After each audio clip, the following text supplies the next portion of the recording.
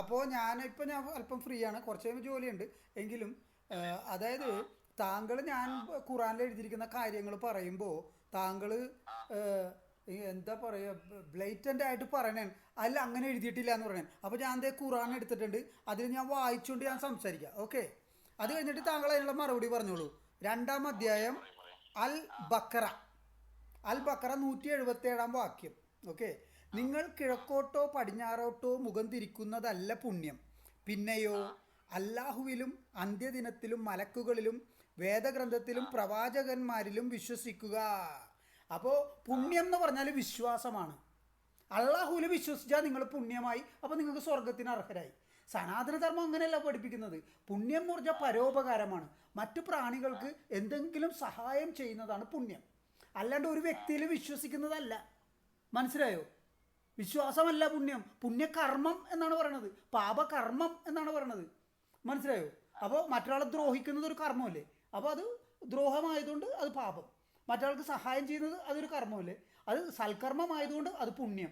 അങ്ങനെയാണ് മനസ്സിലാക്കേണ്ടത്. അല്ലാണ്ട് ഖുറാൻ പഠിപ്പിക്കുന്നത് പോലെ അള്ളാഹുവിൽ വിശ്വസിച്ചാൽ നിങ്ങൾക്ക് പുണ്യമായി സ്വർഗത്തിൽ കയറാം, ഇങ്ങനെയാണോ പഠിപ്പിക്കേണ്ടത്? ഇനി താങ്കൾ പറയൂ. അതിന്റെ അർത്ഥം അതല്ല, നിങ്ങൾ പറഞ്ഞ അർത്ഥം കംപ്ലീറ്റ് മാറ്റമുണ്ട്. അതായത് അന്ത്യനാളിലും ഈ ദൈവത്തിനെയും അന്ത്യനാളിലെയും വിശ്വസിക്കുന്നത് പുണ്യം എന്നല്ല പറയുന്നത്. നിങ്ങൾ ആരെ പരിഭാഷ അങ്ങനത്തെ പരിഭാഷ? എന്തൊരു കഷ്ടമാണെന്ന് നോക്കണേ. മലയാളം ഖുറാൻ ഇവിടെ വിൽക്കുന്നത് ഞാനാണോ ഇത് അടിച്ചിറക്കി വിൽക്കണത്? അല്ലല്ലോ, നിങ്ങളുടെ ആളുകൾ തന്നെയാണ് വിൽക്കണത്. എന്നിട്ട് അത് വായിച്ചു കഴിയുമ്പോൾ അതിലെഴുതി വെച്ചേക്കണ് അന്ത്യദിനത്തിലും മലക്കുകളിലും വേദഗ്രന്ഥത്തിലും പ്രവാചകന്മാരിലും വിശ്വസിക്കുക, അതാണ് പുണ്യം എന്നാണ് പറയണത്. മനസ്സിലായോ? ആണല്ലോ. ദേ കേട്ടോളൂ, നിങ്ങൾ കിഴക്കോട്ടോ പടിഞ്ഞാറോട്ടോ മുഖം തിരിക്കുന്നതല്ല പുണ്യം, പിന്നെയോ അതായത് പുണ്യം എന്ന് പറഞ്ഞാൽ ഇതല്ല, പിന്നെ എന്താണ് പുണ്യം? അല്ലാഹുവിലും അന്ത്യദിനത്തിലും മലക്കുകളിലും വേദഗ്രന്ഥത്തിലും പ്രവാചകന്മാരിലും വിശ്വസിക്കുക, അപ്പൊ അതാണ് പുണ്യം. പുണ്യം എന്നല്ല പറയുന്നത് അവിടെ ഉദ്ദേശിക്കുന്നത്. നിങ്ങളൊരു കാര്യം ചെയ്യോ, നിങ്ങൾ ആ വേർഡ്സ് അങ്ങനെ തന്നെ കൈവെക്കോ. ഞാനിപ്പോ വന്നിരിക്കുന്നത് കടയിൽ വന്നിരിക്കുകയാണ്, ഷോപ്പിൽ വന്നിരിക്കേ. നിങ്ങൾ ഇതേ ഖുറാൻ മലയാള ഭാഷാന്തരം ഇത് എഴുതിയിരിക്കുന്നത് ആരാണെന്ന് ഞാൻ പറഞ്ഞുതരാം. വെയിറ്റ്, എന്തൊരു കഷ്ടമാണ്. പുണ്യം എന്ന് എഴുതി വെച്ചിട്ട് പുണ്യം എന്ന് പറയുമ്പോൾ പുണ്യമല്ലെന്നാണ് പറയണത്. ഇതേ ഖുറാൻ മലയാള ഭാഷാന്തരം ഷെയ്ഖ് മുഹമ്മദ് കാരക്കുന്ന്, അദ്ദേഹമാണ് ഇതിന്റെ ആള്. ഷെയ്ഖ് മുഹമ്മദ് കാരക്കുന്ന് പബ്ലിഷ് ചെയ്യുന്ന ഇസ്ലാമിക് പബ്ലിഷിംഗ് ഹൗസ് പബ്ലിഷ് ചെയ്തിട്ട് അതിലെഴുതിയേക്കണ വാക്ക് പറയുമ്പോൾ അതിൻ്റെ അർത്ഥം ഇങ്ങനെയല്ലെന്ന് പറയണത് താങ്കൾ അവരോട് പറയണം. ഇത് എഴുതിയേക്കണ ആൾക്കാരോട് വേണം താങ്കൾ പറയാൻ, എന്നോടല്ല പറയേണ്ടത്.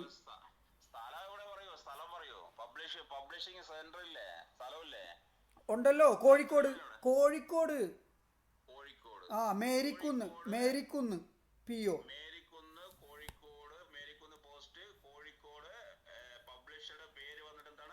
പബ്ലിഷറുടെ പേര് ഞാൻ പറഞ്ഞല്ല, ഇസ്ലാമിക് പബ്ലിഷിംഗ് ഹൗസ്, അതാണ് പബ്ലിഷിംഗ് കമ്പനി. പിന്നെ ഇമെയിൽ അഡ്രസ്സ് ഉണ്ട്, താങ്കൾ അവരോട് ഇമെയിൽ അയച്ച് പറയൂ, IPHDR@gmail.com. താങ്കൾ അവരോട് പറയൂ ഇതിൽ പുണ്യം എന്ന് എഴുതിയിരിക്കുന്നത് തെറ്റാണ്, അതിൻ്റെ അറബി വാക്ക് ഇങ്ങനെയാണ്, അതിൻ്റെ അർത്ഥം ഇതല്ല, അപ്പോൾ നിങ്ങൾ എഴുതിയിരിക്കുന്നത് തെറ്റാണ്. അവരോടാണ് പറയേണ്ടത്, എന്നോട് പറഞ്ഞിട്ട് കാര്യമുണ്ട്.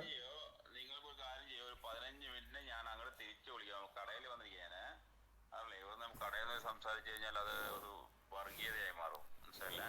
അപ്പൊ ഞാൻ വന്നിട്ട് നിങ്ങൾ എത്രാമത്തെ അധ്യായം പറഞ്ഞ അധ്യായം? അൽ ബക്കറ 2-ാമത്തെ അധ്യായം 177-ാം വാക്യം. കുഴപ്പമില്ല, എനിക്ക് താങ്കളുടെ അസൗകര്യമൊക്കെ മനസ്സിലാക്കാൻ കഴിയും. ഇത് റോട്ടിൽ നിന്ന് സംസാരിച്ചാൽ പ്രശ്നവും. താങ്കൾ വീട്ടിൽ പോയിട്ട് സാവധാനത്തിൽ വിളിച്ചാൽ മതി, ഞാൻ വെയിറ്റ് ചെയ്യാം. 77. ഓക്കെ. ഞാനൊരു വാക്ക് ഖുറാനിൽ എഴുതി വെച്ചേക്കണ പറയുമ്പോ അതിന്റെ അർത്ഥം അങ്ങനെയല്ല ഇങ്ങനെയാണ് എഴുതേണ്ടത് എന്നോട് പറയരുത്, ദയവ് ചെയ്ത്. ഞാനല്ലല്ലോ സുഹൃത്തെ ഇത് പരിഭാഷ ചെയ്തത്, ഇസ്ലാമിക പണ്ഡിതരാണ് ഇത് പരിഭാഷ ചെയ്തത്. നിങ്ങൾ അങ്ങനെ പറഞ്ഞിട്ടുണ്ടെങ്കിൽ നിങ്ങൾ പറയുന്ന പോലെ ഞാൻ കേൾക്കാം, ഞാൻ പക്ഷെ നോക്കട്ടെ, ഞാൻ കണ്ടില്ലല്ലോ. ഞാൻ വെച്ച് കഴിഞ്ഞാൽ ഒരുപാട് ആയത്തുകൾ നിങ്ങൾ ഇടയിൽ വെച്ച് പെട്ടെന്ന് ചോദിക്കുമ്പോൾ നമുക്ക് പെട്ടെന്ന് മനസ്സിലാവില്ല. നിങ്ങൾ പറയുന്ന 2-ാമത്തെ അധ്യായം ഷെയ്ഖ് മുഹമ്മദ് കാരക്കുന്ന് ഷെയ്ഖ് മുഹമ്മദ് കാരക്കുന്ന് വാണിദാസ് എളയാവൂർ അതാണ് സ്ഥലം. പോരെ? വലിയ പേരൊന്നും വേണ്ട, നമുക്ക് ഖുർആൻ തന്നെ കയ്യിലുണ്ട്. അവര് പരിഭാഷയല്ലേ ചെയ്തിരിക്കുന്നത്, നമ്മളത് ഖുർആൻ തന്നെ കയ്യിലുണ്ട്. അത് വെച്ച് നോക്കിയിട്ട് നിങ്ങളെ ഞാൻ ജസ്റ്റ്, നിങ്ങൾക്ക് സൗകര്യം ഇല്ലെങ്കിൽ ഞാൻ അതിന്റെ ഫോട്ടോ നിങ്ങൾക്ക് അയച്ചു തരാം. അതിന്റെ വേർഡ്സും കാര്യങ്ങളും ഞാൻ നോക്കിയിട്ട് നിങ്ങൾക്ക് അയച്ചു തരാം. എന്നിട്ട് നിങ്ങളെ ഞാൻ വിളിക്കാം. ഓക്കെ ഓക്കെ, താങ്കൾ എത്രയും പെട്ടെന്ന് വിളിക്കൂ. കാരണം ഒരു 2 hours ഞാൻ ഇവിടുന്ന് പുറപ്പെടും. ഞാൻ ഒരു 15 മിനിറ്റിൽ വിളിക്കാം. Okay, thank you. I am waiting. നമസ്തേ. അപ്പോൾ താങ്കൾ തിരിച്ചു വന്നൂല്ലേ? വീട്ടിലെത്തി. അല്പം ഉറക്കെ സംസാരിക്കാമോ? വീട്ടിലെത്തി. Very good. ഓക്കെ. ഞാൻ വന്നിട്ട് ആദ്യം ഖുർആൻ എടുത്ത് അതിനെ നോക്കി അതിന്റെ പരിഭാഷ എല്ലാം എടുത്തിട്ട് അതിന്റെ സ്ക്രീൻഷോട്ട് നിങ്ങൾക്ക് അയച്ച് മെസ്സഞ്ചറിൽ അയച്ചിട്ടുണ്ട്. നിങ്ങൾ കണ്ട പരിഭാഷയും ഇതും ഒന്നാണോ എന്ന് നോക്കൂ നിങ്ങൾ. എൻ്റെ സുഹൃത്തെ, ഇതിപ്പോ ബൈബിളിന്റെ കാര്യം പറയുമ്പോഴും ഇങ്ങനെ തന്നെയാണ്. ഉദാഹരണത്തിന് ബൈബിളിൽ ലൂക്കായുടെ പുസ്തകം 23-ാം അധ്യായത്തിലൊരു വചനമുണ്ട്. യേശു തൊട്ടടുത്ത് കുരിശി കിടക്കുന്ന ഒരാളോട് പറയുന്ന വചനമുണ്ട്. അതിൽ പറയുന്നത് അല്ല, അപ്പൊ ബൈബിളിനെ കുറിച്ച് ഇങ്ങനെ പറയുമ്പോഴും ആൾക്കാർ പറയും, അല്ല അങ്ങനെയല്ല, മറ്റേ ബൈബിളിൽ എഴുതിക്കണം, ഇങ്ങനെയല്ല, ഇതിപ്പോ എന്റെ അടുത്തിരിക്കണ ഖുറാനല്ലേ എനിക്ക് വായിക്കാൻ പറ്റുള്ളൂ. മനസ്സിലായോ? പരിഭാഷ എന്നുള്ളത് ഇപ്പൊ ഇസ്ലാമിൽ തന്നെ ഒരുപാട് തെണ്ടികൾ മതം മാറിയിട്ട് ഇസ്ലാമിനെ കുറ്റം പറയുന്നവരുണ്ട്. അവര് പബ്ലിഷ് ചെയ്തെന്ന് പറഞ്ഞാൽ അതിലെന്ത് പ്രൂഫ് ഉള്ളത്? നിങ്ങൾക്ക് ഞാൻ ചോദിക്കുന്നത്, യഥാർത്ഥ ഖുർആനാണ് എന്റെ കൈവശമുള്ളത്. ആ ഖുർആന്റെ അറബി എഴുത്തും അതിന്റെ ആയത്തും അതിന്റെ അർത്ഥമാണ് നിങ്ങൾക്ക് ഞാൻ വാട്സാപ്പ് മെസ്സഞ്ചറിൽ അയച്ചിട്ടുണ്ട്. അറബിയൊക്കെ ഇവിടെ എഴുതിയിട്ടുണ്ട്. ഫുട് നോട്ട് ഉണ്ട്. അറബി എല്ലാം ഇവിടെ എഴുതിയിട്ടുണ്ട്. ഫുട് നോട്ട് ഉണ്ട്. അറബി വേണമെങ്കിൽ ഞാൻ വായിച്ച് നിങ്ങൾക്ക് വായിച്ചു തരാവാണെങ്കിൽ അറബിയിൽ എന്താ പറയുന്നെന്ന്. അതുപോലെ ഇംഗ്ലീഷ് നമ്മൾ രണ്ടുപേരും മലയാളികളാണ്. നമുക്ക് അറബിയിൽ സംവാദം നടത്താൻ പറ്റൂല. ഓക്കെ, താങ്കൾക്ക് 1-2 വാക്ക് അറബി അറിയാമായിരിക്കും, അല്ലെ ഒത്തിരി വാക്ക് അറിയാൻ പറ്റും. പക്ഷെ അറബി അല്ലല്ലോ താങ്കൾ മലയാളിയല്ലേ. നമുക്ക് മലയാളത്തിൽ സംസാരിക്കാം. ഞാൻ പറയാം, അറബിയിലെ ആയത്തുകൾ ഓതാൻ എനിക്ക് അറിയാവുന്നതുകൊണ്ട് ഞാൻ പറഞ്ഞാണ് ഇങ്ങടത്ത്. മനസ്സിലായില്ലേ? അത് നിങ്ങൾക്കൊന്നും അറിയില്ല.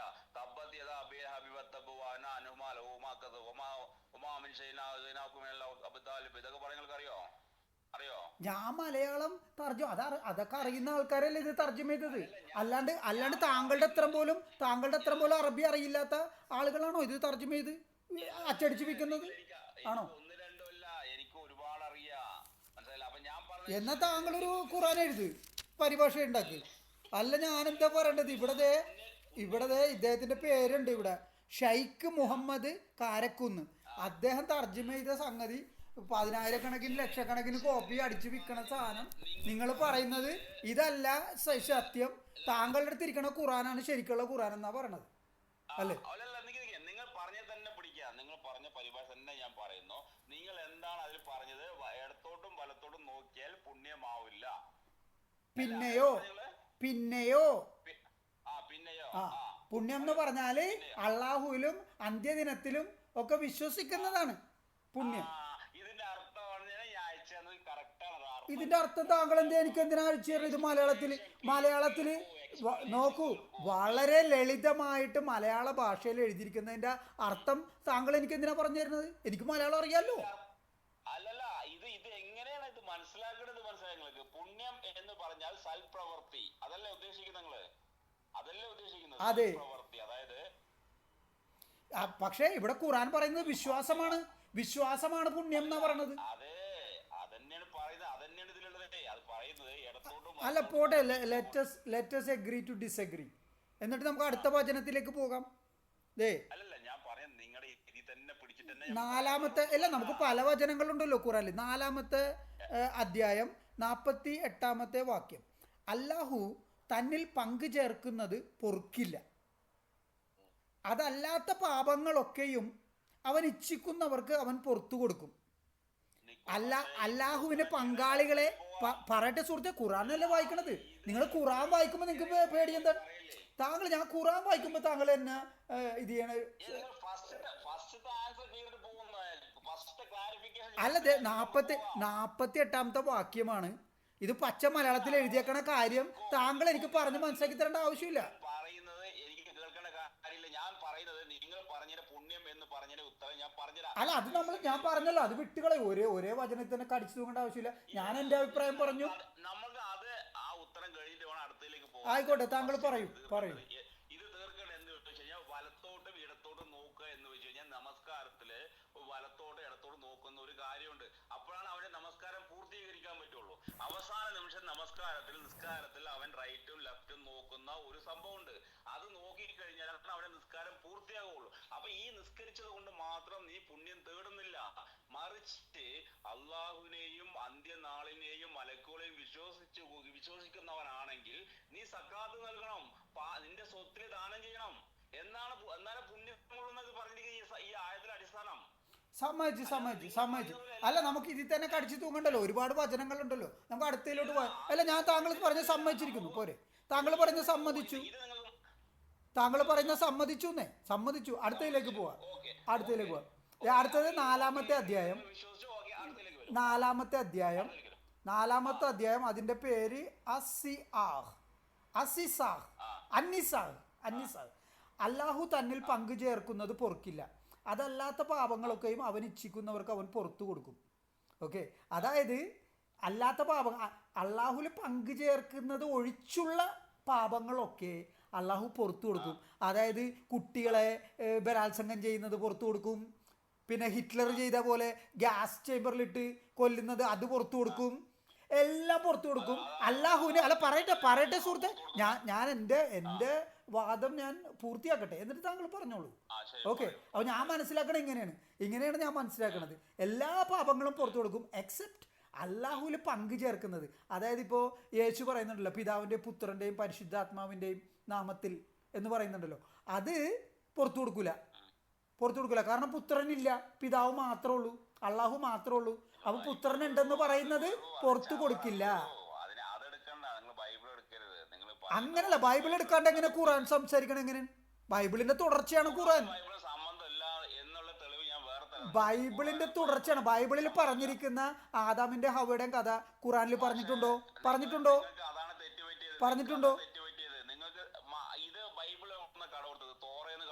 നമ്മൾ വിഷയം മാറിപ്പോണ്ട. ഞാനിപ്പോ പറഞ്ഞതിനെ കുറിച്ച് താങ്കൾ പറയൂ. അല്ലാഹു തന്നിൽ പങ്കു ചേർക്കുന്നത് പൊറുക്കില്ല, പക്ഷേ കൊലപാതകികളെയും ബലാത്സംഗക്കാരെയും നരഹത്യ വംശഹത്യ നടത്തുന്ന ആളുകളെയൊക്കെ അള്ളാഹു പുറത്തു കൊടുക്കുന്ന പറഞ്ഞത്. തന്നിൽ പങ്കു ചേർക്കുന്നവരെ മാത്രം പൊറുക്കില്ല. ഇതെന്തൊരു വർത്താനമാണ്? നിങ്ങൾ പറയുന്നത് അള്ളാഹുവിനെ കൂട്ടുപിടിച്ചിട്ട് എന്ത് തെണ്ടിത്തരം ചെയ്താലും അള്ളാഹു പുറത്തു കൊടുക്കും എന്നാണ് നിങ്ങൾ അദ്ദേഹത്തിൽ പറയുന്നത്. അങ്ങനല്ല, ഖുർആൻ പറയുന്നതാണ്. ഞാനൊന്നും പറഞ്ഞില്ലല്ലോ. ഖുർആൻ കൃത്യമായിട്ടും അന്നിസാഹ് 4-ാം അധ്യായം 48-ാം വാക്യമാണ് ഞാൻ വായിക്കണത്. അപ്പൊ ഖുർആൻ ഒരിക്കലും അങ്ങനെ പറയില്ല എന്ന് താങ്കൾ പറയരുത്. 4-ാം അധ്യായം അതിന്റെ പേര് അന്നിസാഹ്. 48-ാം വാക്യം. ഇതിന് ഞാൻ എന്റെ വാദം ഞാൻ പറഞ്ഞു കഴിഞ്ഞു. താങ്കൾക്ക് ഇതിന് മറുവാദം പറയാനുള്ള പറയാം. അതിന്റെ വാർത്തയിലോട്ട് പോവാം, അത്രേ ഉള്ളൂ. അല്ല, ഇതിന് വാദമുണ്ട്. 4-ാം അധ്യായം 48-ാമത്തെ വാക്യം അതല്ലേ? അതെ. അതൊക്കെ ഒരു സെക്കൻഡ് ഒന്ന് ഹോൾഡ് ചെയ്യാൻ പറ്റുമോ? ഞാൻ നോക്കട്ടെ, ഒന്ന് നോക്കിക്കോളൂ. ഒരു സെക്കൻഡ്. അങ്ങനെ താങ്കളുടെ അടുത്ത് ഖുർആൻ ഉണ്ടെന്നല്ലേ പറഞ്ഞത്? താങ്കളുടെ അടുത്ത് ഖുർആൻ പരിഭാഷ നോക്കണ്ടേ? അറബി നമ്മൾ അങ്ങനെ ആക്കാൻ പറ്റില്ലല്ലോ. അറബിയിൽ പറഞ്ഞാൽ ഞങ്ങൾക്ക് മനസ്സിലാവില്ലല്ലോ. നമുക്ക് പരിഭാഷ എടുക്കണ്ടേ? പരിഭാഷ ഒന്ന് എടുക്കട്ടെ. എടുത്തോളൂ. 4-ാമത്തെ അധ്യായം. ഒരു സെക്കൻഡ്, അത് കിട്ടി. കാരണം വെച്ച് കഴിഞ്ഞാല് നമ്മൾ സ്പോട്ടിൽ ഇടക്കിടക്ക് നമ്മൾ ഉദ്ദേശിച്ച ചോദ്യമാണെങ്കിൽ നമുക്ക് എടുത്തു വെക്കാമായിരുന്നു. പക്ഷെ ഇത് അതല്ലല്ലോ. അപ്പൊ ഓക്കെ. തീർച്ചയായും ആരാധനയിൽ ഒരാളെ തന്നോട് അള്ളാഹു പൊറുക്കില്ല. ആരെങ്കിലും അള്ളാഹുമായി പങ്കു ചേർക്കുന്ന പക്ഷം തീർച്ചയായും ഗുരുതരമായ പാപം ചെയ്തിരിക്കുന്നു. ഇതാണ് എന്റെ വാക്ക്. അതെ, അപ്പൊ പരോപദ്രവമല്ല പാപം. അള്ളാഹുൽ ആരെങ്കിലും പങ്കു ചേർക്കുന്നതാണ് പാപം. പരോപദ്രവം പാപമല്ല. പരോപദ്രവമൊക്കെ ഞാൻ പുറത്തു തരും. അള്ളാഹുൽ ആരെങ്കിലും പങ്കു ചേർത്താൽ പൊറുക്കില്ല, അത്രേ ഉള്ളൂ. ആരാധനയിൽ അള്ളാഹുവിന് പങ്കു ചേർക്കരുതെന്നാ പറയുന്നത്. ആരാധന ഇത് നിങ്ങൾ അറിയുന്നില്ലല്ലോ. എൻ്റെ സുഹൃത്തെ, ഞാൻ ആരെ ആരാധിക്കണമെന്ന് തീരുമാനിക്കണത് ഞാനല്ലേ, അള്ളാഹു അല്ലല്ലോ. അള്ളാഹു ആണോ തീരുമാനിക്കണത് ഞാൻ ആരെ ആരാധിക്കണമെന്ന്? ആണോ? അല്ല, അത് ഇസ്ലാം മതത്തിൽപ്പെട്ടവരുടെ കാര്യം പറയുന്നത്. നിങ്ങൾക്ക് ആ മതത്തിൽ പെട്ടിട്ടല്ലോ. ഇസ്ലാം മതത്തിൽപ്പെട്ടവർ ഞാനായിട്ട് എന്താ വ്യത്യാസം? നിങ്ങൾ മനുഷ്യരല്ലേ, ഞാനും മനുഷ്യൻ. അല്ലല്ല, നിങ്ങൾ ആരെ ആരാധിക്കണമെന്ന് നിങ്ങളല്ലേ തീരുമാനിക്കണം, അള്ളാഹു അല്ലല്ലോ. അല്ല, അതിനല്ലേ ഇവിടെ യുദ്ധം വേണ്ടി വന്നത്. അങ്ങനെയല്ല നബി ഇവിടെ യുദ്ധം ചെയ്തത്. അങ്ങനെ വരാത്തവരോടല്ല, അങ്ങനെ വരുന്നവരോട് അഭ്യർത്ഥിച്ചപ്പോ വന്നില്ല. അപ്പൊ അവര് നിങ്ങളെ പോലെ എതിർത്തപ്പോ മര്യാദ വാക്കിൽ പറഞ്ഞു നോക്കി. അവസാനം നിങ്ങളെ പോലെ ഒരു ആയുധം എടുത്തു. അപ്പൊ ഫൈറ്റ് ചെയ്ത് യുദ്ധം വന്നു. അങ്ങനെയല്ല ഇവിടെ മുസ്ലിം മതം വന്നത്. അള്ളാഹുവിൽ വിശ്വസിക്കാത്തവരോട് യുദ്ധം ചെയ്യുക, ഇതൊക്കെ ഒരു കാരണമാണോ? ഒരു കാരണമാണോ യുദ്ധം ചെയ്യാനായിട്ട്? ഒരു കാരണമാണോ ഇത്? അങ്ങനെയല്ല പറയാ. അള്ളാഹുവിനോട് വിശ്വസിക്കാത്തവരോട് പറഞ്ഞു നോക്കുക. അപ്പൊ നിങ്ങളെ പോലെ വിശ്വസിക്കാത്ത നിങ്ങൾ ദേഷ്യം വന്നിട്ട് നിങ്ങൾ ആയുധം എടുക്കുമ്പോൾ തിരിച്ച് ആയുധം എടുത്തു. അത്രേ സംഭവിച്ചുള്ളൂ ഇവിടെ. അല്ലാണ്ട് അള്ളാഹുവിനെ വിശ്വസിച്ചില്ല എന്നുകൊണ്ട് ആയുധം എടുത്തില്ല ഇവിടെ ആരും. അങ്ങനത്തെ ഒരു പ്രൂവ് നിങ്ങൾക്ക് തരാൻ പറ്റുമോ? ആരാധനയിൽ അള്ളാഹുവിനെ പങ്കുചേർന്ന പക്ഷം തീർച്ചയായും ഗുരുതരമായ പാപം ചെയ്തിരിക്കുന്നു. അതായത് അള്ളാഹുവിനെ ചേർത്തിട്ട് ഇത് ചെയ്ത ആരാധന ചേർത്ത് കഴിഞ്ഞാൽ അത് ഗുരുതരമായ പാപമാണെന്നാ പറഞ്ഞിട്ടില്ലേ? തെറ്റാണെന്നാ പറയുന്നത് ഈ ആയത്തില്. അല്ലാണ്ട് ശരിയെന്നല്ല പറയുന്നത്. നിങ്ങൾക്ക് ഇതിന് പരിഭാഷ എവിടുന്ന് കിട്ടി? അല്ലെങ്കിൽ അതിന് ഇംഗ്ലീഷ് ഉണ്ടാവുമല്ലോ. നിങ്ങൾക്ക് ഞാൻ വേണമെങ്കിൽ അത് അയച്ചു തരാം, എന്നിട്ട് നോക്കൂ നിങ്ങള്. എന്തൊരു കഷ്ടമാണ്. നിങ്ങൾ തന്നെ ഇത് പരിഭാഷ ചെയ്ത് നിങ്ങളുടെ ആൾക്കാർ തന്നെ വിൽക്കുന്നു. അത് വാങ്ങിച്ച് അതിലെ കാര്യങ്ങൾ വായിക്കുമ്പോൾ പരിഭാഷ തെറ്റാണെന്ന് പറയും. ഇത് തന്നെയാണ് ക്രിസ്ത്യാനികളും പറയണത്. ക്രിസ്ത്യാനികൾ ഇത് തന്നെയാണ് പറയണത്. മനസ്സിലായോ? ആണോ? ജാമിദ എന്നാണോ ഞാൻ പേര് പറഞ്ഞത്? ഇവിടെ എന്താണ് പേര് പറഞ്ഞത്? ഷൈഖ് മുഹമ്മദ് കാരക്കുന്ന്. ജാമിദ എന്നാണോ ഞാൻ പറഞ്ഞത്? അല്ലല്ലോ.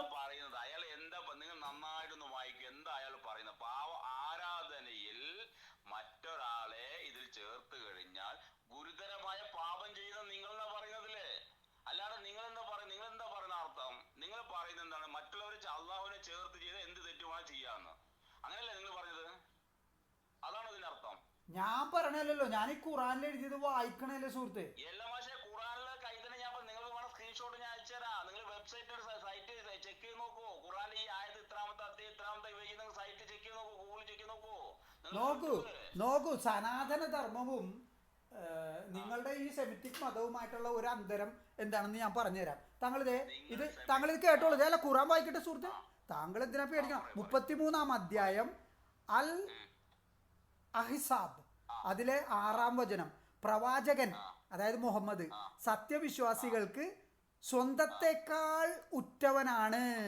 അതായത് പെറ്റ അമ്മനേക്കാളും അപ്പനേക്കാളും മുഹമ്മദിനെയാണ് സ്നേഹിക്കേണ്ടതെന്നാണ് ഈ പറയണത്. സനാതനധർമ്മം അങ്ങനെയല്ല പറയണത്. മാതാപിതാ ഗുരു ദേവ എന്നാണ് പറയണത്. ആദ്യം അമ്മ, ആദ്യം അച്ഛനെ സ്നേഹിക്കുക, അത് കഴിഞ്ഞിട്ട് മതി ഗുരു, അത് കഴിഞ്ഞിട്ട് മതി ദേവൻ എന്നാണ് പറയണത്. തെറ്റിയില്ലേ? ടോട്ടലി തെറ്റിയില്ലേ? ഈ അറബി നാട്ടിൽ ജീവിച്ച് മരിച്ച് 60 വർഷം ഒത്തിരി ഭാര്യമാരുണ്ടായിരുന്നു, ഒരുപാട് കുറ്റങ്ങളൊക്കെ പറയുന്നുണ്ട്. എന്തു ആയിക്കോട്ടെ, അങ്ങനെ ഒരാളെ നിങ്ങളൊന്ന് ഒന്ത് പ്രസവിച്ച അമ്മനേക്കാളും കൂടുതൽ സ്നേഹിക്കണം എന്തിനാണ്? അതിന്റെ ആവശ്യമില്ലല്ലോ. തെറ്റല്ലേ ഈ പറയണത്, പഠിപ്പിക്കണത്? ദൈവത്തിനുള്ള നന്ദി എന്നൊരു കടപ്പാട് എന്ന സംഭവമുണ്ട്. മനസ്സിലായില്ലേ? നിങ്ങളെ അമ്മ എന്ന് വെച്ച് കഴിഞ്ഞാൽ നിങ്ങളുടെ സ്വന്തം അമ്മ അല്ലെങ്കിൽ അമ്മനോടുള്ള നന്ദിനേക്കാളും വലുതല്ല ദൈവത്തിനോടുള്ള നന്ദി. മനസ്സിലായോ?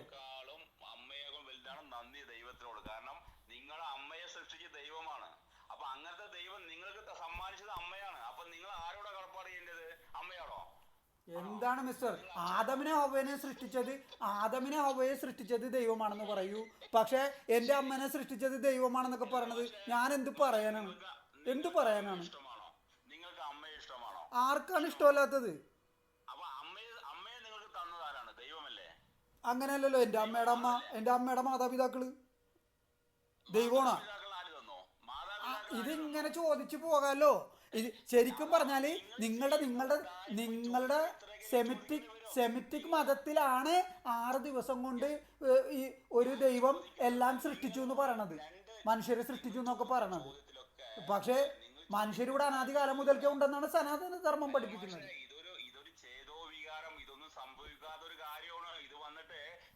അല്ല, പെറ്റുമ്മയേക്കാളേറെ പ്രവാചകനെ സ്നേഹിക്കണമെന്ന് പറഞ്ഞത് തെറ്റാണ്.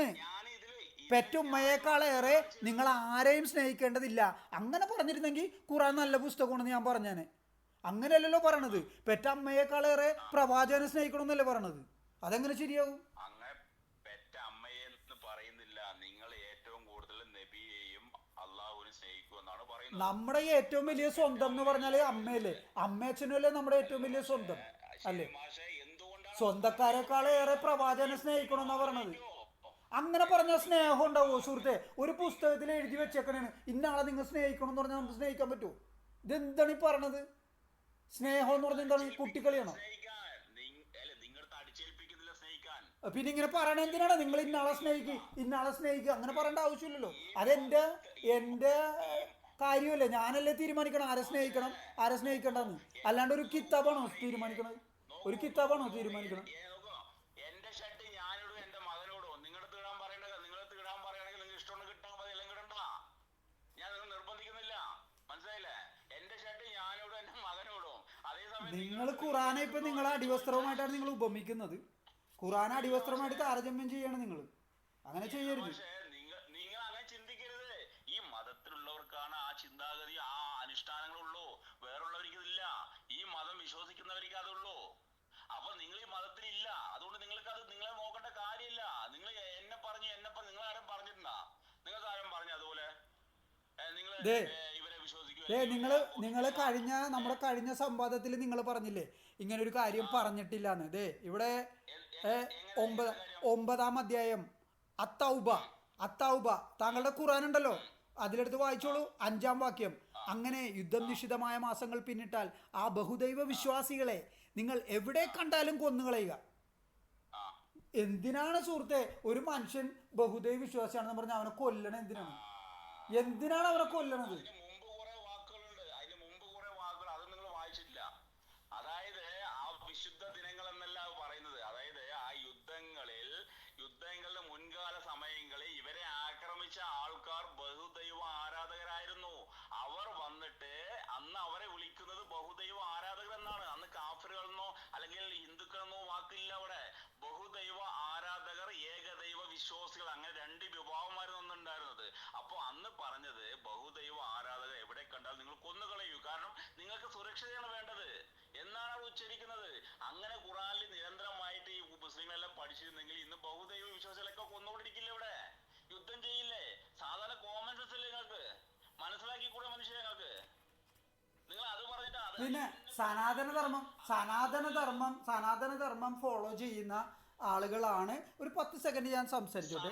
10 സെക്കൻഡ് സംസാരിച്ചോട്ടെ സുഹൃത്തെ. 10 സെക്കൻഡ് ഒരു കാര്യം പറഞ്ഞോട്ടെ. നോക്കൂ, സനാതനധർമ്മം ഫോളോ ചെയ്യുന്ന ആളുകളാണ് ഭാരതത്തിലുള്ളവർ. ഇസ്ലാം എന്ന് പറഞ്ഞാൽ അറബി നാട്ടിൽ നിന്ന് വന്നതാണ്, അവിടെ ഉണ്ടായതാണെന്നൊക്കെ താങ്കൾക്ക് അറിയാലോ, ഇല്ലേ? താങ്കൾക്കറിയാം. സനാതനധർമ്മം പറയുന്നത് ഇപ്പോൾ മനുസ്മൃതി ആണെങ്കിൽ അതിൽ പറയുന്നത് മറ്റു ജീവികളുടെ മാംസം കൊണ്ട് സ്വന്തം മാംസം വർദ്ധിപ്പിക്കുന്നവൻ തീർച്ചയായും നരകത്തിൽ പോകും, നരകശിക്ഷ അനുഭവിക്കേണ്ടി വരും എന്നാണ് പറഞ്ഞത്. ഇവിടെ അള്ളാഹു എന്താ പറയണത്? 6-ാമത്തെ അധ്യായം അൽ-അൻആം അതിൽ വചനം ഞാൻ പറഞ്ഞുതരാം. 118, 119. അതിനാൽ നിങ്ങൾ അള്ളാഹുവിൻ്റെ നാമത്തിൽ അർത്ഥവ തിന്നുക. നിങ്ങൾ അവൻ്റെ വചനങ്ങൾ വിശ്വസിക്കുന്നവരെങ്കിൽ ദൈവനാമത്തിൽ അർത്ഥത് നിങ്ങൾ എന്തിനു തിന്നാതിരിക്കണം? അത് കൊള്ളാലോ. ഈ ദൈവം തന്നെയല്ലേ മനുഷ്യനെ സൃഷ്ടിച്ച ദൈവം തന്നെയല്ലേ മൃഗങ്ങളെയും സൃഷ്ടിച്ചത്, അല്ലേ? അല്ല പറഞ്ഞു കഴിഞ്ഞിട്ടില്ല. മനുഷ്യനെ സൃഷ്ടിച്ച ദൈവം തന്നെയാണ് മൃഗങ്ങളെയും സൃഷ്ടിച്ചത്. ഇപ്പോൾ നിങ്ങൾക്ക് 4 മക്കളുണ്ടെന്ന് കരുതുക. അതിൽ ഒരാൾക്ക് വിശക്കുന്നു എന്ന് നിങ്ങളോട് വന്ന് പറഞ്ഞു കഴിഞ്ഞാൽ അയാളോട് നിങ്ങൾ പറയോ നീ നിന്റെ അനിയനെ പിടിച്ച് തിന്നോളാൻ പറയോ? അതേപോലെയല്ലേ ഇവിടെ പറയണത്. നിങ്ങൾ മൃഗങ്ങളെയൊക്കെ തിന്നോളാനല്ലേ പറയണത്. എന്തൊരു വർത്തമാനമാണ് പറയണത്? സനാതനധർമ്മം പറയുന്നത് അങ്ങനെ ചെയ്യരുതെന്നാണ് പറയണത്. ജസ്റ്റ് ഓപ്പോസിറ്റ് അല്ലേ? കൊല്ലരുതെന്ന് പറയുന്നതാണോ കൊല്ലണം എന്ന് പറയുന്നതാണോ വിശുദ്ധ ഗ്രന്ഥം? എന്താണ് വിശുദ്ധ ഗ്രന്ഥം?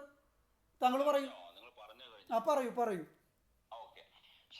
അപ്പൊ ഈ രാമൻ എന്ന് പറഞ്ഞ ആള് മാംസഭക്ഷണം കഴിച്ചിട്ടുണ്ട്, മാനിന്റെ ഭക്ഷണം കഴിച്ചിട്ടുണ്ട്. അതിനെപ്പറ്റി നിങ്ങൾക്ക് എന്താ അഭിപ്രായം? ഞാൻ എന്ത് പറയാം? ഞാൻ ഇവിടെ ഖുറാനാണ് സംസാരിച്ചത്. ഞാൻ വായിച്ച പുസ്തകങ്ങളിലല്ലേ എനിക്ക് സംസാരിക്കാൻ പറ്റുള്ളൂ.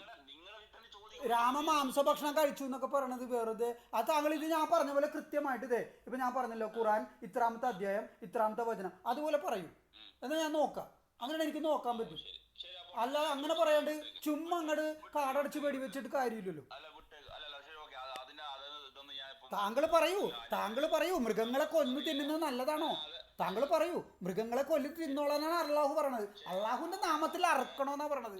ദൈവത്തിന്റെ നാമത്തിൽ കൊല ചെയ്യുന്ന സ്ഥലത്ത് ദൈവത്തിന്റെ നാമം പറയണമെന്ന് പറയുമ്പോൾ അതെങ്ങനെ ദൈവത്തിന്റെ നാമമാകും? അത് പിശാചിന്റെ നാമമാകാനല്ലേ സാധ്യത? കൊല്ലാനല്ലേ പറയണത്? ആ പറയൂ ഞാൻ കേൾക്കാം. താങ്കൾ പറയൂ. അപ്പോ നിങ്ങൾ ചോദിക്കുന്നത് ഒരു ജീവൻ മറ്റൊരു ജീവനെ കൊന്നിട്ട് തിന്നുന്നു എന്നാണ് നിങ്ങൾ പറയുന്നത്. ഇപ്പോ ദൈവത്തിന്റെ നാമത്തിൽ അറക്കാൻ പാടില്ല എന്നും നിങ്ങൾ പറയുന്നു. ഈ ദൈവത്തിന്റെ നാമത്തിൽ അറുത്ത് തിന്നുക എന്നത് ഈ ഇസ്ലാം മതത്തിൽ വിശ്വസിക്കുന്നവർക്ക് മാത്രം നിർബന്ധമായിട്ടുള്ള കാര്യം ഒന്ന്.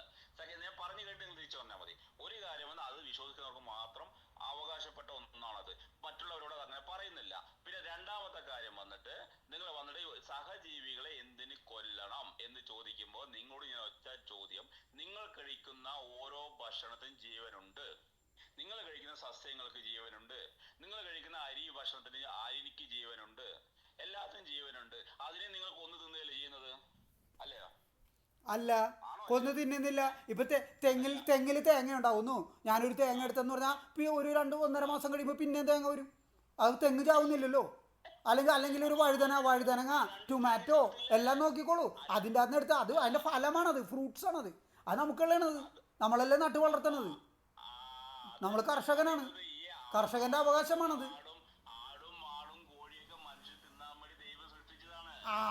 ആടിനെ കൊല്ലാണ്ട് തിന്നാൻ പറ്റൂലല്ലോ. ഇതങ്ങനല്ലല്ലോ. ടൊമാറ്റോ എടുക്കുന്നു പറഞ്ഞാൽ മരം നശിക്കുന്നില്ലല്ലോ. അല്ലെങ്കിൽ തേങ്ങ എടുക്കുന്നു പറഞ്ഞ് തെങ്ങ് ചാകുന്നില്ലല്ലോ.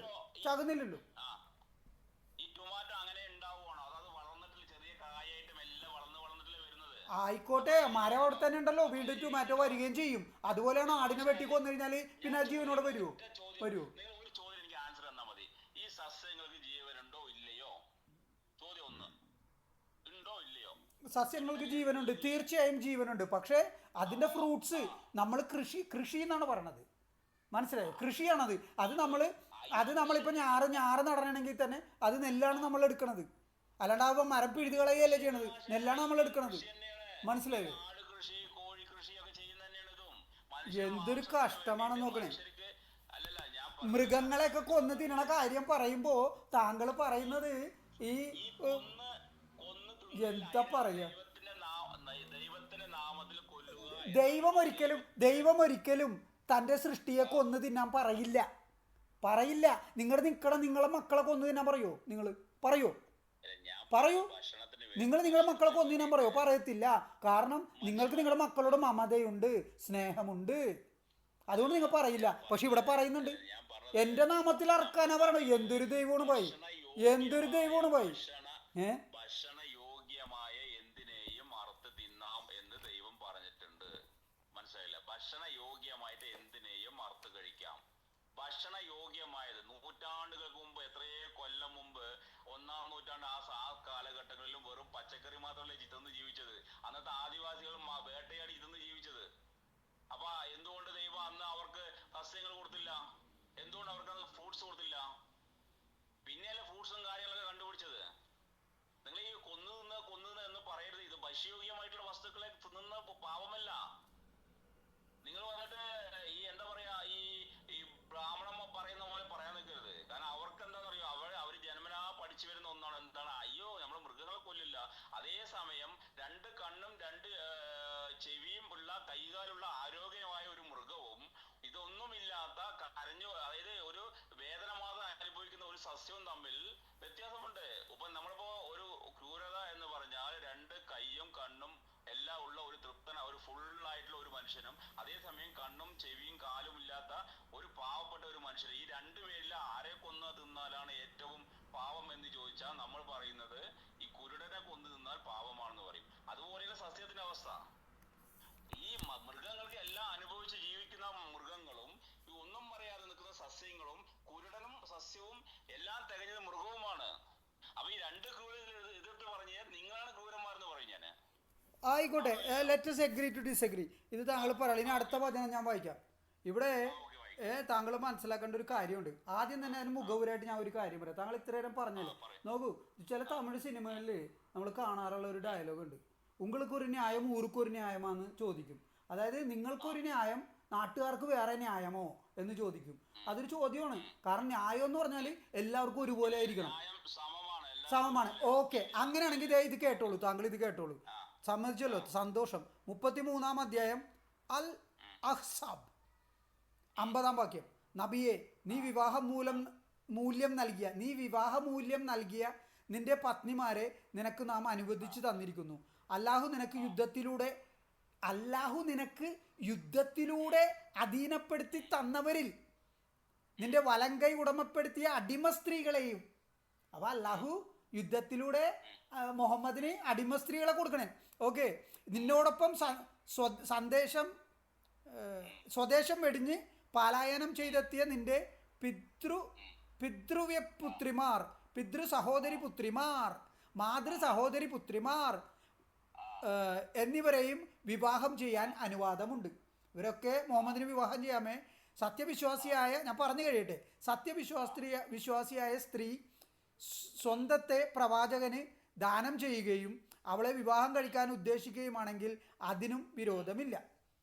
സത്യവിശ്വാസികൾക്ക് പൊതുവായി ബാധകമല്ലാത്ത നിനക്ക് മാത്രമുള്ള നിയമമാണിത്. പൊട്ടിയില്ലേ? എന്താ മുഹമ്മദിന് മാത്രമായിട്ട് ഒരു നിയമം എല്ലാവർക്കും ഒരേപോലെ ആയിരിക്കും. താങ്കൾ സമ്മതിച്ചല്ലേ? നിയമം എല്ലാവർക്കും ഒരുപോലെ ആയിരിക്കും എന്ന് താങ്കൾ സമ്മതിച്ചല്ലേ? അള്ളാഹു സമ്മതിക്കണില്ലല്ലോ. അള്ളാഹു പറയണത് നിങ്ങൾക്കൊരു ജബ്ബാറിനൊരു നിയമം, മുഹമ്മദിന് വേറെ നിയമം എന്നാ പറയണത്. അതെങ്ങനെ ശരിയാവും? പറയൂ. കഴിഞ്ഞു, പറയൂ.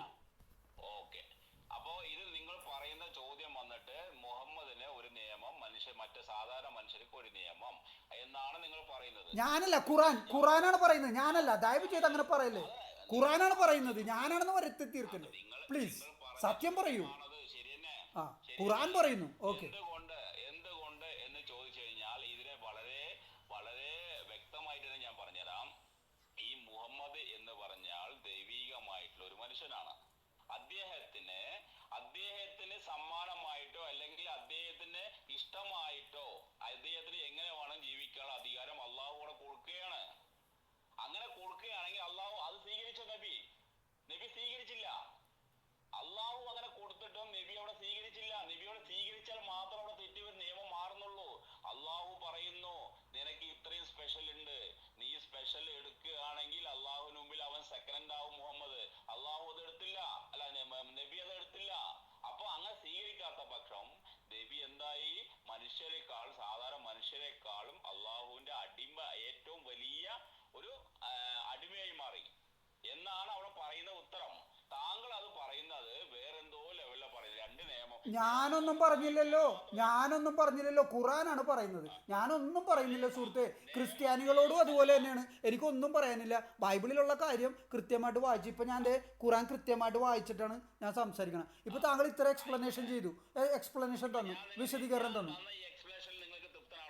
അല്ല, അത് കേൾവിക്കാരാണ് തീരുമാനിക്കേണ്ടത്, ഞാനോ താങ്കളോ അല്ല. എന്തായാലും അടുത്ത ചോദ്യത്തിലേക്ക് ഞാൻ പോവാം. അടുത്ത ചോദ്യത്തിലേക്ക് താങ്കളെന്ന് പറയും. Let us agree to disagree.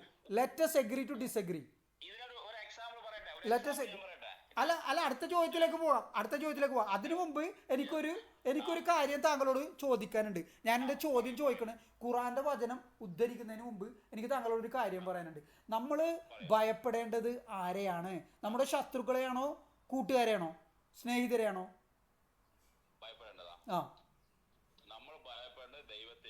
ദേ കിടക്കണേ ആ ചോദ്യത്തിൽ ഒരു ചോദ്യം സിമ്പിൾ ആയിട്ടുള്ള ഒന്നും എത്രയാണെന്ന് ചോദിക്കുമ്പോൾ 4 8 മറുപടി പറയരുത്.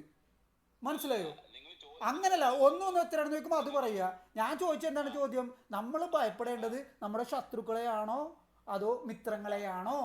സിമ്പിൾ ചോദ്യമാണ്.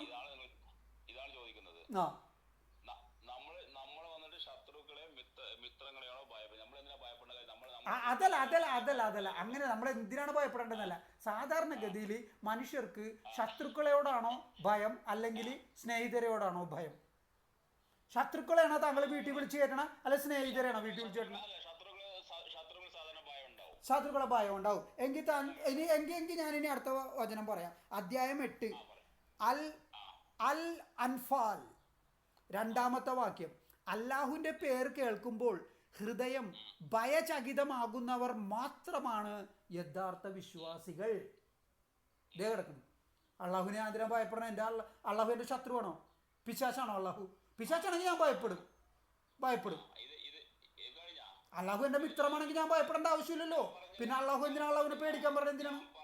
അതിന്റെ ആൻസർ ഞാൻ പറഞ്ഞുതരാം. അതായത് ഇസ്ലാം മതത്തിൽ നമ്മൾ ചെയ്യുന്നതെല്ലാം നമ്മൾ കറക്റ്റായിട്ട് ആത്മവിശ്വാസത്തോടെ അല്ലെങ്കിൽ നല്ല സന്തോഷമുള്ള മനസ്സോടെ അല്ലെങ്കിൽ വേറെ എന്ത് ചെയ്യുമ്പോഴും നിറഞ്ഞ മനസ്സോടെ നമ്മൾ ചെയ്യുന്ന ഓരോ പ്രവൃത്തിയും, അതായത് നോട്ടം കൊണ്ട് നമ്മൾ ഒരാളെ വേദനിപ്പിക്കരുത്, നോട്ടം കൊണ്ട് നമ്മൾ ഒരാളെ തെറ്റായി ധരിക്കരുത്, നോട്ടം കൊണ്ട് നമ്മൾ ഒരാളെ മോശമായ രീതിയിൽ കാണരുത്. ഇങ്ങനെയും കാണുന്ന കണ്ണുകളും കൈകളും ഉള്ളത് കൊണ്ട് നമ്മൾ പേടിക്കണം, അള്ളാഹുവിനെ പേടിച്ചേ മതിയാവൂ. കാരണം ഇങ്ങനത്തെ കൈകൾ ഉള്ളത് കൊണ്ട് പേടി ആരെ പേടിക്കണം? അള്ളാഹുവിനെ പേടിക്കണം. കാരണം ഇത്രയും തെറ്റിൽ നിന്നും എന്നെ രക്ഷിക്കണമെങ്കിൽ അള്ളാഹു വിചാരിക്കണം, അതുകൊണ്ട് പേടിച്ചേ പറ്റൂ. താങ്കൾ ഈ പറഞ്ഞിരിക്കുന്ന കാര്യമൊന്നുമല്ല ഇതിലിപ്പോ ഖുറാനിൽ എഴുതിയേക്കണത്. എന്തോ ആയിക്കോട്ടെ, അതൊന്നും സാരമില്ല. ഞാൻ വേണമെങ്കിൽ അല്ല, ഇപ്പൊ നിങ്ങളുടെ അച്ഛനെ നിങ്ങൾ പേടിക്കണം എന്നാണ്, അച്ഛനെ ശത്രുവായിട്ടാണ് നമ്മൾ കാണുന്നത്. നിങ്ങളുടെ അച്ഛനെ നിങ്ങൾ പേടിക്കണം. അത് നിങ്ങൾ ചെയ്യുന്ന എന്തെങ്കിലും തെണ്ടിത്തരങ്ങളിൽ നിങ്ങളുടെ അച്ഛനെ പേടിക്കണം നിങ്ങൾ. അപ്പൊ നിങ്ങൾ എന്താ, അച്ഛൻ ശത്രുവാണോ? അങ്ങനല്ലോ തെണ്ടിത്തരം കാണിക്കണ ഒരു പേടിക്കണമെന്നല്ലല്ലോ ഇവിടെ പറയണത്. ഇവിടെ പറഞ്ഞത് അള്ളാഹുവിനെ പേടിച്ചാലേ നിങ്ങൾ യഥാർത്ഥ വിശ്വാസികളാകുള്ളൂ എന്നാണ് ഇവിടെ പറഞ്ഞത്. Anyway let us agree to disagree, no problem. അശാസ്ത്രീയമായ കാര്യം, ഖുറാൻ വളരെ ശാസ്ത്രീയമാണെന്ന് ഒരുപാട് നിങ്ങളുടെ മതപണ്ഡിതന്മാർ പറയുന്നത് ഞാൻ കേട്ടിട്ടുണ്ട്. പക്ഷേ ഖുറാനിൽ എഴുതിയിരിക്കുന്ന ഒരു അശാസ്ത്രീയമായ കാര്യം ഞാൻ പറഞ്ഞു തരട്ടെ. ഇതേ കേട്ടോളൂ. അൽ ബക്കറ 258 വാക്യം. എന്നാൽ അല്ലാഹു സൂര്യനെ കിഴക്ക് നിന്ന് ഉദിപ്പിക്കുന്നു, നീ അവനെ പടിഞ്ഞാറ് നിന്ന് ഉദിപ്പിക്കുക. കിടക്കണം സൂര്യൻ കിഴക്ക് ഉദിക്കുന്നു. എന്താണ് ബൈബിൾ പറഞ്ഞത്? സൂര്യൻ ഒരിടത്തും ഉദിക്കുന്നില്ല, അസ്തമിക്കുന്നില്ല. സൂര്യൻ നിൽക്കുന്നിടത്ത് തന്നെ നിൽക്കണേ. ഭൂമി ഉരുണ്ട് ഇരിക്കണമായതുകൊണ്ടും ഭൂമി കറങ്ങിക്കൊണ്ടിരിക്കുന്നത് കൊണ്ടും ഉദയം അസ്തമയം തോന്നണേ. പിന്നെ കിഴക്ക് പടിഞ്ഞാറ് തെക്ക് വടക്കെന്നൊക്കെ പറഞ്ഞ സാങ്കല്പികമാണ്. ഇതുപോലും അറിയാൻ പാടില്ലാതെ അള്ളാഹു സംസാരിക്കാമോ? സർവജ്ഞാനിയാണെന്ന് പറയും, ഇതുപോലും അറിയില്ല അള്ളാഹുവിന്. കിഴക്ക് നിന്ന് സൂര്യനെ ഉദിപ്പിക്കുന്നു, പടിഞ്ഞാറിലേക്ക് അസ്തമിക്കുന്നു എന്നാണ് നിങ്ങൾ പറഞ്ഞത്. അല്ല അള്ളാഹു കിഴക്ക് നിന്ന് സൂര്യനെ ഉദിപ്പിക്കുന്നു. അള്ളാഹു സൂര്യനെ കിഴക്ക് നിന്ന് ഉദിപ്പിക്കുന്നു, നീ അതിനെ പടിഞ്ഞാറ് നിന്ന് ഉദിപ്പിക്കുക എന്നാണ് പറയണത്. ആക്ച്വലി സൂര്യൻ കിഴക്ക് ഉദിക്കുന്നില്ല, പടിഞ്ഞാറ് ഉദിക്കുന്നില്ല, പടിഞ്ഞാറ് അസ്തമിക്കുന്നുമില്ല. സൂര്യൻ നിൽക്കുന്നിടത്ത് തന്നെ നിൽക്കണേണ്. ഭൂമി ഉരുണ്ടുരുണ്ട് പോണത് കൊണ്ടാണ് ഇതൊക്കെ ഉദയാസ്തമയങ്ങൾ നമുക്ക് അനുഭവപ്പെടുന്നത്. അതാണ് സത്യം. ഇത് പറഞ്ഞു കേട്ടുകഴിഞ്ഞാൽ സൂര്യനാണ് ചുറ്റണേന്ന് തോന്നുമല്ലോ ഭൂമിയെ.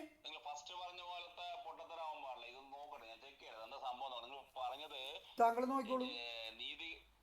2-ാം അധ്യായം 258 വാക്യം. 2-ാം അധ്യായം അൽ ബക്കറ 258 വാക്യം. ഇത് കഴിഞ്ഞിട്ട് നമുക്ക് പോസ് ചെയ്യണോട്ടോ, കാരണം എനിക്ക് ജോലിക്ക് പോകാൻ സമയമായി. പക്ഷെ നമുക്ക് നാളെ കണ്ടിന്യൂ ചെയ്യാം. 258 258. യെസ്, അതെ. കുറച്ച് കഴിയുമ്പോൾ ഇറങ്ങണം. ഞാൻ കളിയും കാണുന്നുണ്ട്, എല്ലാം കൂടിയാണ്. ഇംഗ്ലണ്ടും സൗത്ത് ആഫ്രിക്കയായിട്ട് കളിച്ചോണ്ടിരിക്കണേ. സമയം ഇവിടെ സ്വിസ് സമയം 5:53. ഇപ്പൊ സമ്മർ ടൈമാണ്. കുറെ കഴിയുമ്പോൾ നാളെ കഴിയുമ്പോൾ വിന്റർ ടൈം ആവും. അപ്പൊ 4.5 മണിക്കൂർ വ്യത്യാസവും. ഇപ്പൊ 3.5 മണിക്കൂറുള്ളൂ. അതെ, ഫ്ലാറ്റിലാണ്. നമ്മൾ ദാരിദ്ര്യവാസിയല്ലേ പോയി, കാശുണ്ടെങ്കിലല്ലേ വീടൊക്കെ മേടിക്കാൻ പറ്റുള്ളൂ. അത് പോട്ടെ, താങ്കൾ ഇതിന് മറുപടി പറയൂ പ്ലീസ്.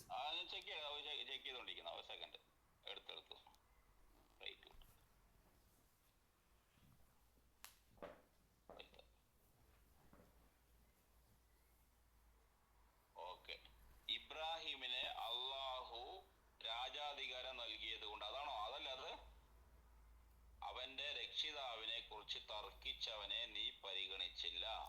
എന്റെ രക്ഷിതാവ് ജീവിപ്പിക്കുകയും മരിപ്പിക്കുകയും ചെയ്യുന്നവനാണ് എന്ന് എബ്രഹാം പറഞ്ഞപ്പോൾ ഞാൻ പറഞ്ഞു, ഞാൻ ജീവിപ്പിക്കുകയും മരിപ്പിക്കുകയും ചെയ്യുന്നു. അബ്രഹാം പറഞ്ഞു, തീർച്ചയായും അള്ളാഹു കിഴക്ക് നിന്ന് ഉദിപ്പിക്കുന്നു, അതിനെ പടിഞ്ഞാറ് നിന്ന് ഉയർത്തുക. അതിനാൽ സത്യനിഷേധികൾ ആവശ്യപ്പെട്ടു, അക്രമികളായ ജനങ്ങളെ അള്ളാഹു നേർവഴിയിലാക്കുകയില്ല. കിഴക്കു നിന്ന് ഉദിക്കുന്നു, പടിഞ്ഞാറ് നിന്ന് അസ്തമിക്കുന്നു. ഇതാണ് അതിനെ ഉയർത്തുക. പടിഞ്ഞാറ് അതെ, ഇവിടെ എഴുതിയിരിക്കുന്നത് എന്നാൽ അള്ളാഹു സൂര്യനെ കിഴക്ക് നിന്ന് ഉദിപ്പിക്കുന്നു എന്നാണ് പറയുന്നത്. അതായത് അള്ളാഹു പറയണ കേട്ടിട്ടാണ് സൂര്യൻ കിഴക്ക് ഉദിച്ചു വരുന്നതെന്നാണ് പറയണത്. അള്ളാഹു സൂര്യനെ മനസ്സിലായോ? കിഴക്കുന്ന് ഉദിപ്പിക്കുന്നു. അങ്ങനെയല്ലല്ലോ സത്യം. സൂര്യൻ അവിടെ തന്നെ നിൽക്കണല്ലേ, അതല്ലേ ശാസ്ത്രം പറയണത്. ഇത് അശാസ്ത്രീയമായ കാര്യമാണ് ഇവിടെ പറയണത്. പടിഞ്ഞാറ് നിന്ന് ഉയർത്തുക. ഇതെങ്ങനെയാണ് കുട്ടികളെ പഠിപ്പിക്കേണ്ട സുഹൃത്തെ? ഉസ്താദ് ഇങ്ങനെ പഠിപ്പിച്ചു കൊടുക്കും, സ്കൂളിൽ പോയി കഴിയുമ്പോൾ നമ്മൾ മറ്റു വിധത്തിൽ പഠിക്കും. കുട്ടികളുടെ മനസ്സെന്താവും ഒന്ന് ആലോചിച്ച് നോക്ക്. സ്കൂളിൽ പോകുമ്പോൾ നമ്മൾ ശാസ്ത്രം പഠിക്കും, മസ്ജിദിൽ നമ്മൾ ഇത് പഠിക്കും, അശാസ്ത്രീയമായ കാര്യങ്ങൾ പഠിക്കും. അതെങ്ങനെ ശരിയാകും? അങ്ങനെ പഠിപ്പിക്കാൻ പാടില്ലല്ലോ. പണ്ടത്തെ കാലത്ത് ഓക്കെ ആയിരുന്നു. പണ്ടത്തെ കാലത്ത് മനുഷ്യർക്ക് അറിയാൻ പാടില്ലായിരുന്നു സൂര്യൻ നിൽക്കണതാണ്, ഭൂമിയാണ് പ്രദക്ഷിണം വെക്കണമെന്ന് അറിയാൻ പാടില്ലായിരുന്നു. അന്നേരം ഇത് പറയായിരുന്നു, കുഴപ്പമില്ല. 1400 വർഷം മുമ്പ് ഇത് പറയുമ്പോൾ ഓക്കെയാണ്. പക്ഷെ ഇന്നതൊക്കെ തെളിഞ്ഞു ഇത് അശാസ്ത്രീയമാണെന്ന്. താങ്കൾ സമ്മതിച്ചോ? കിഴക്കുന്ന് ഉദിപ്പിച്ച് അതിനെ പടിഞ്ഞാറ് നിന്ന് ഉയർത്തുക എന്നാണ് ഇത് പറയുന്നത്. പടിഞ്ഞാറ് നിന്ന് ഉയർത്തുക, പടിഞ്ഞാറിൽ നിന്ന് തൂക്കുക. കിഴക്കുന്ന് ഉയർത്തിയിട്ട് കിഴക്കുന്ന് ഉദിച്ചിട്ട് പടിഞ്ഞാറ് നിന്ന് ഉയർത്തുക. അതിനാൽ സത്യനിഷേധി ആവശ്യപ്പെട്ടു, അക്രമികളായ ജനങ്ങളെ അള്ളാഹു നേർവഴിയിലാക്കുകയില്ല. അങ്ങനല്ല. ഇബ്രാഹിം പറഞ്ഞാണ് എന്നാൽ അള്ളാഹു സൂര്യനെ കിഴക്ക് നിന്ന് ഉദിപ്പിക്കുന്നു, നീ അതിനെ പടിഞ്ഞാറ് നിന്ന് ഉദിപ്പിക്കുക. അപ്പോൾ ആ സത്യനിഷേധി ഉത്തരം മുട്ടി, അതായത് ചാലഞ്ച് ചെയ്യണേ. അള്ളാഹു സൂര്യനെ കിഴക്കുന്ന് ഉദിപ്പിക്കണം, നിന്നെക്കൊണ്ട് കഴിവുണ്ടെങ്കിൽ നീ പടിഞ്ഞാറെന്ന് ഉദിപ്പിക്കൂ എന്നാണ് പറയണത്. അതെന്തൊരു പൊട്ടത്തരമാണത്? ആരും സൂര്യനെ ഒരിടത്തുനിന്ന് ഉദിപ്പിക്കുന്നുമില്ല, അസ്തമിപ്പിക്കുന്നുമില്ല. അതാണ് സത്യം. മനസ്സിലായോ? ഞാൻ പറയട്ടെ, ഈ അറബിയില് വാക്കുകൾ വന്നിട്ട് മലയാളത്തിന്റെ വാക്ക് കിഴക്ക് എന്നായിരിക്കില്ല. ദേ കിടക്കണം. പിന്നെയും ഇത് തന്നെ. ഇത് നിങ്ങൾ ഇദ്ദേഹത്തിന് ഇമെയിൽ അഡ്രസ്സ് ചെയ്യാൻ തന്നു. ദയവ് ഇത് അദ്ദേഹത്തിനെ കോൺടാക്ട് ചെയ്ത് പറയൂ, നിങ്ങൾ ഈ മലയാള പരിഭാഷ എന്നും പറഞ്ഞ് നിങ്ങൾ അച്ചടിച്ച് വിതരണം ചെയ്യുന്ന പുസ്തകം മുഴുവനും പൊട്ടത്തെറ്റാണ്. ദയവ് ഇത് ഇറക്കരുതെന്ന് പറയണം. പിന്നെ ഞാൻ ഇതിന് കൊടുത്ത കാശ് എനിക്ക് തിരിച്ചു തരണം. കാശ് കൊടുത്ത് മേടിച്ചുള്ളത് എനിക്കിത് തിരിച്ചു കിട്ടണം കാശ്. താങ്കൾ പറഞ്ഞത് എല്ലാം തെറ്റാണ് എഴുതിയേക്കണമെന്നാണ് പറഞ്ഞത്. അറബി അറിഞ്ഞുകൂടാത്ത ആൾക്കാരാണ് ഇത് ചെയ്തേക്കണത്. താങ്കൾക്കാണ് അറബി അറിയുന്നതെന്നാണ് പറയുന്നത്, അല്ലേ? ഈ സൗത്ത് ഈസ്റ്റ് വെസ്റ്റ് എന്നുള്ളത്, ഈ കിഴക്ക് എന്ന് പറയുന്ന സംഭവം, ഈ സ്ഥലം, ഇത് നമ്മൾ മനുഷ്യന്മാർ തീരുമാനിക്കുന്നതല്ലേ? അതാണ് ഞാൻ പറഞ്ഞത്. അത് സാങ്കല്പികമാണെന്നാണ് ഞാൻ പറഞ്ഞത്. സാങ്കല്പികമാണ്. നമുക്ക് ഒരൊറ്റ ഉദാഹരണം ഞാൻ പറയാം. ഇപ്പോൾ ഇവിടെ നിന്ന് നോക്കുമ്പോൾ, അല്ലെങ്കിൽ ഫാർ വെസ്റ്റിൽ നോക്കുമ്പോൾ, അമേരിക്കയിൽ നോക്കുമ്പോൾ, അറബി നാടുകൾ മിഡിൽ ഈസ്റ്റ് എന്ന് പറയും. മനസ്സിലായോ? കാരണം യൂറോപ്പ് അവർക്ക് ഈസ്റ്റാണ്, ഇത് മിഡിൽ ഈസ്റ്റ് ആണ്. പിന്നെ ഫാർ ഈസ്റ്റ് ഉണ്ട്, നമ്മളൊക്കെ ഫാർ ഈസ്റ്റ് ആയിട്ട് വരും. മനസ്സിലായോ? പക്ഷെ നമ്മുടെ നാട്ടിൽ നിന്ന് നോക്കുമ്പോൾ അറബി നാട് പശ്ചിമേഷ്യയാണ്. മനസ്സിലായോ? വെസ്റ്റേൺ ഏഷ്യയാണ് അറബി നാട് നമ്മുടെ നാട്ടിൽ നോക്കുമ്പോൾ. അപ്പോൾ സാങ്കല്പികമാണെന്ന് മനസ്സിലായില്ലേ? നമ്മൾ എവിടെ നിന്ന് നോക്കുന്നു ആ പെർസ്പെക്റ്റീവ് അനുസരിച്ച് ഇത് മാറും. താങ്കൾ പഠിച്ചോളൂ, നമുക്ക് വീണ്ടും സംസാരിക്കാം. എൻ്റെ തൊണ്ടയെ അല്പം വേനെടുക്കുന്നുണ്ട്, നമുക്ക് വീണ്ടും.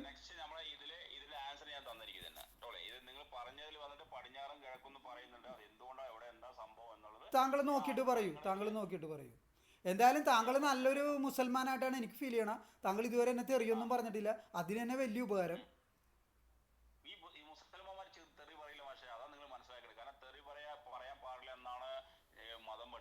സാധാരണ ഖുറാനിലുള്ള തെറ്റുകൾ ചൂണ്ടിക്കാണിച്ചാൽ മുസ്ലിങ്ങളും ബൈബിളിലെ തെറ്റുകൾ ചൂണ്ടിക്കാണിച്ചാൽ ക്രിസ്ത്യാനികൾ എന്നെ ധാരാളം തെറി പറയും.